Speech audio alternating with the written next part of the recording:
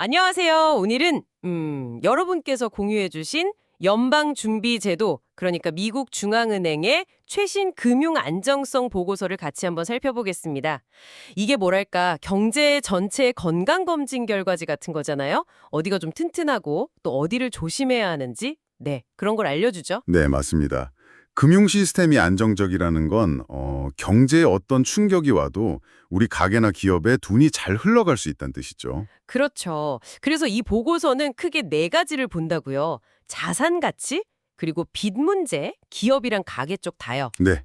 그리고 금융기관의 레버리지, 그러니까 빌려서 투자하는 거요. 마지막으로 자금 조달 위험까지. 아, 맞다. 자금 조달 위험. 이 네 가지 취약점을 짚어보는 건데 사실 좀 복잡해 보일 수 있잖아요. 그렇죠. 용어도 좀 어렵고. 네, 그래서 저희 목표는 여기서 핵심만 쏙쏙 뽑아서 여러분이 지금 금융 환경을 좀 쉽게 이해하시도록 돕는 겁니다. 바로 시작해 볼까요? 좋습니다. 이 보고서가 현재 미국 금융 시스템의 강점 또 약점을 보여주는데요. 전반적으로는 위험 수준이 보통이다. 뭐 이런 평가예요. 보통 수준이요? 네. 근데 이제 자세히 들여다볼 지점들이 몇 군데 있습니다. 그 자세히 들여다볼 지점들. 첫 번째가 자산 가치인가요? 네, 맞습니다. 자산 가치부터 보면요. 주식 시장이 좀 오락가락했지만 그 기업 이익 대비 주가, PER 같은 걸 보면 여전히 역사적으로 꽤 높은 수준이라고 하더라고요. 집값도 그렇고요. 맞습니다. 주가도 그렇고 주택 가격도 여전히 높은 수준이죠. 특히 보고서에서 짚은 게 주택 가격 대비 임대료 비율이 역대 최고 수준에 가깝다는 거예요. 와, 집값 대비 월세 비율이요? 그건 좀 시사하는 바가 클 것 같은데요. 그렇죠. 자산 가격이 이렇게 높다는 건 언제든 가격이 좀 내려갈 수 있다. 이런 가능성을 품고 있는 거죠. 조정을 받을 수 있다. 네. 특히 주목해야 할 부분이 상업용 부동산, 보통 CR이라고 부르죠. 사무실 빌딩이나 쇼핑몰 같은 거요. 아, CR리요? 요즘 뉴스에도 자주 나오던데요. 네. 가격은 최근에 약간 안정되는 조짐도 보이긴 합니다만 진짜 문제는 앞으로 몇 년간 만기가 돌아오는 대출 규모가 어마어마하다는 겁니다. 대출 만기요? 얼마나 큰데요? 당장 내년 2025년에만 약 1조 달러 정도로 추정돼요. 1조 달러요? 와, 엄청나네요. 그렇죠. 근데 만약에 금리가 계속 이렇게 높거나 아니면 부동산 가치가 떨어지면 이 돈을 다시 빌리기 어려운, 그러니까 재융자의 어려움을 겪는 차입자들이 늘어날 수 있다는 거죠. 이게 좀 중요한 위험 요인입니다. 금리가 높으니까 이자 부담도 클 거고 담보 가치도 떨어지면 정말 재용자가 쉽지 않겠네요. 네, 그럴 수 있죠. 그럼 자산 가격은 높은데 빚 부담은 좀 어떤가요? 보고서에서는 전체적인 기업이나 가계 빚은 뭐 GDP 대비 괜찮은 수준이라고 했다면서요. 네, 전체적인 규모로 보면 그래요. GDP 대비 부채 비율은 완만한 수준이다 이렇게 평가했죠. 특히 가계빚은 지난 20년 동안 가장 낮은 수준까지 내려갔다고 해서 좀 놀랐거든요. 네, 그건 맞아요. 총량 자체는 굉장히 안정적으로 보입니다. 하지만 그 속을 좀 들여다보면 얘기가 달라지는데요. 아, 세부적으로 보면요. 네, 기업들 같은 경우는 레버리지, 그 빚내서 사업하는 그 수준이 여전히 좀 높고요.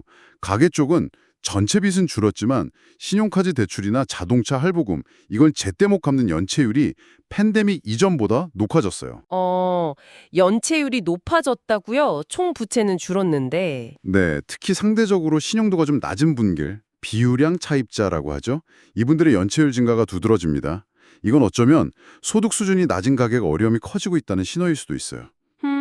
그렇군요. 전체 평균에 가려진 함정이 있을 수 있겠네요. 그럼 이제 금융기관 자체의 건전성, 레버리지 문제는 어떤가요? 은행 시스템은 전반적으로 뭐 견조하다, 튼튼하다 이렇게 평가했던데요. 네, 은행 자본 비율 자체는 양호한 편입니다. 자기 돈은 충분하다는 거죠. 그런데 몇 가지 우려되는 점도 지적했어요. 예를 들어 일부 은행들은 금리가 오르면서 보유하고 있던 고정금리 자산, 뭐 채권 같은 거요. 여기서 평가 손실이 상당하다는 거고요. 아, 작년에 실리콘밸리 은행 사태 때 나왔던 그 문제랑 비슷한 건가요? 네, 비슷한 맥락입니다. 금리 변동에 따른 자산 가치 하락 위험은 여전히 남아있는 거죠. 그리고 아까 말씀드린 상업용 부동산, CRE 대출 비중이 너무 높은 은행들도 위험 요인으로 꼽혔고요. CRE 익스포저가 큰 은행들. 그렇죠. 또 다른 축인 헤지펀드는 어떤가 보면요. 이 헤지펀드 레버리지가 그러니까 빌린 돈으로 투자하는 규모가요. 최근에 시장 변동성 때문에 약간 줄어들긴 했지만 그전까지는 2013년 이후 거의 최고 수준에 근접했었어요. 와, 헤지펀드 레버리지가 그렇게 높았어요? 네, 상당히 높았죠. 특히 소수의 아주 큰 헤지펀드들의 이 레버리지가 집중되어 있다는 점도 좀 주목해야 할 부분입니다. 위험이 한 곳에 몰려 있을 수 있다는 거죠. 약간 위험한 신호일 수도 있겠네요. 자, 그럼 마지막으로 자금 조달 위험, 돈줄이 마를 위험은 좀 나아졌다고요? 네, 이건 지난 1년 동안 다소 완화된 측면이 있습니다. 작년에 은행 위기를 겪으면서 은행들이 예금 보험이 안 되는 거액 내금에 대한 의존도를 많이 줄였고요. 아, 무보험 예금이요. 네. 그리고 프라임 머니마켓 펀드, MMF라고 하죠. 단기 금융 상품인데 여기 관련된 위험도 규제 개혁 덕분에 좀 감소했습니다. 다행이네요. 그런데 그렇다고 안심할 수만은 없는 게 MMF 전체 자산 규모 자체가 지금 6조 9천억 달러까지 엄청나게 커졌어요. 와, MMF 시장이 그렇게 커졌어요? 네, 그리고 또 스테이블 코인 시장이라고 있죠. 달러 같은 법정화폐의 가치를 고정시킨 디지털 자산인데 이 시장 규모도 다시 2,350억 달러 수준으로 커지고 있어서 이런 새로운 형태의 잠재적 위험 요인도 계속 주시해야 합니다. 그렇군요. 새로운 형태의 위험은 계속 생겨나는 거네요. 마지막으로 그 단기 위험 요인에 대한 전문가 설문 결과도 좀 흥미롭던데요. 아, 네. 그 부분도 중요하죠. 이전 조사에서는 지정학적 갈등, 전쟁 위험 같은 걸 가장 큰 위험으로 꼽았었거든요. 네, 저도 그렇게 기억해요. 근데 이번 조사에서는 그 순위가 좀 바뀌었어요. 지정학적 갈등 우려가 여전하긴 하지만 그보다는 글로벌 무역 환경 변화나 정책 불확실성, 특히 미국의 재정 부채 지속 가능성에 대한 우려가 더 커졌습니다. 아, 미국의 나라빚 문제요? 네, 전문가들은 특히 어떤 시나리오를 걱정하냐면 미국 경제 성장이 둔화되는데 고금리는 계속 유지되는 상황, 이게 겹칠 경우예요. 경제는 안 좋아지는데 이자 부담은 계속 높고 최악인데요? 그렇죠. 그렇게 되면 앞서 얘기했던 모든 취약점들, 가계랑 기업비 상환 부담이 커지고 자산 가격은 더 떨어지고 금융기관들은 돈줄을 채고 이런 것들이 서로 맞물려서 더 큰 충격으로 이어질 수 있다. 이렇게 경고하고 있는 겁니다. 생각만 해도 좀 아찔하네요. 자, 오늘 이렇게 연준 보고서를 통해서 미국 금융 시스템의 현재 상황을 한번 쭉 훑어봤습니다.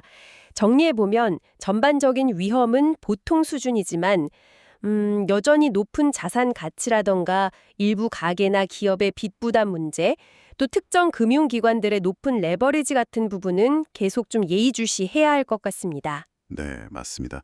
특히 아까 강조했던 상업용 부동산 대출의 재융자 문제나 이 고금리 환경이 앞으로 가계나 기업에 미칠 파급 효과는 정말 계속 지켜봐야 합니다.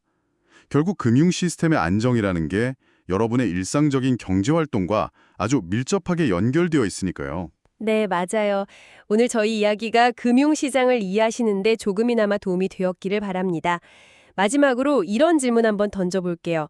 만약에 오늘 이야기 나눈 것처럼 보고서에서 걱정했던 상업용 부동산 문제나 헤지펀드에 놓은 레버리지 문제가 실제로 좀 현실화된다면요. 과연 이게 어떤 생각지도 못한 경로를 통해서 우리 주변의 경제, 더 나아가서는 여러분의 삶에 영향을 미치게 될까요? 한 번쯤 생각해 보시면 어떨까 싶습니다.